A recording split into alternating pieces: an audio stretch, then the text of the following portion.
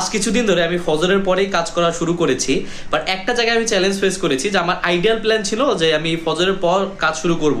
So almost আপনার 5:30 6টা থেকে আমার হচ্ছে কাজ চলবে একটা মাঝে অবশ্যই হচ্ছে আমি একটু জিম করব, তারপর হচ্ছে একটু রেস্টও না ঠিক মানে জিমের জন্য একটু বের হবো। সো ওখানে একটা আমি ব্রেক পাবো, মেবি প্রথমে 4 ঘন্টা আমি ডিপ ওয়ার্ক করলাম, 2 ঘন্টার মতো আমি রেস্ট পেলাম বাইরে হাঁটাহাঁটি প্লাস হচ্ছে জিম, দেন হচ্ছে এসে আবার একটু কাজ করে জোহর, তাহলে আমার জোহরের আগে অলমোস্ট 5 ঘন্টার কাজ হয়ে যায়।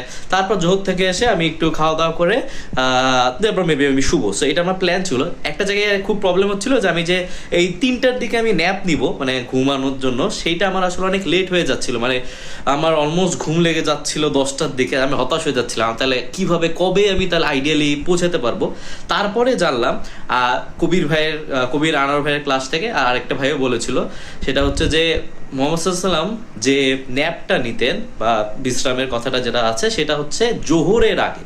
তো এইটা আমার আসলে ইন্টারেস্টিং আছে, তার মানে জোহরের আগে, তার মানে আমার আসলে এটা অ্যাচিভ করা হয়তো পসিবল। এখন হয়তো আমি মাঝে 9টার দিকে একটু ঘুমাই, আমি তাহলে আস্তে আস্তে এটা একটু পিছাইলে আমি খুব দূরে নেই। তো এটা আমার কাছে, আমি এটা জানতাম না, আমি ভাবতাম মানে আসলে নলেজ ছিল না যে হয়তো এটা 3টা বা 3:30 এই সময় হয়তো ন্যাপটা আসে। আর এই সময় ন্যাপটা নিলে একটা সমস্যা কি, অনেক সময় 3টা থেকে 3:30 হয়ে যায়, 3:30 থেকে 4টা হয়ে যায়, আপনার আসরটাকে চ্যালেঞ্জে পড়ে যায় যে ওই সময় ন্যাপটার মধ্যে মানে উঠাটা টাফ হয়ে যায়, আপনার ন্যাপ থেকে উঠেই উজু করে যাওয়াটা একটু চ্যালেঞ্জ হয়ে যায়, আপনার সাথে সাথে যাওয়াটা। আরেকটা বিষয় হচ্ছে যদি ন্যাপটা আপনি পরে নেন আপনার 3:30 4টা বা 4:30 5টা বা আসরের পর, তাহলে হচ্ছে আপনার রাতের ঘুমটায় দেন একটা ইম্প্যাক্ট পড়ে যায় যে একটু দেরিতে আসে। তো জোহরের আগে ন্যাপ নিলে এটা রাতের ঘুমে ইম্প্যাক্ট পড়ার চান্সটা খুবই কম। তো আমার মনে হয় অনেকেই হয়তো এটা জানতেন না, সেজন্য ভালো এটা শেয়ার করি।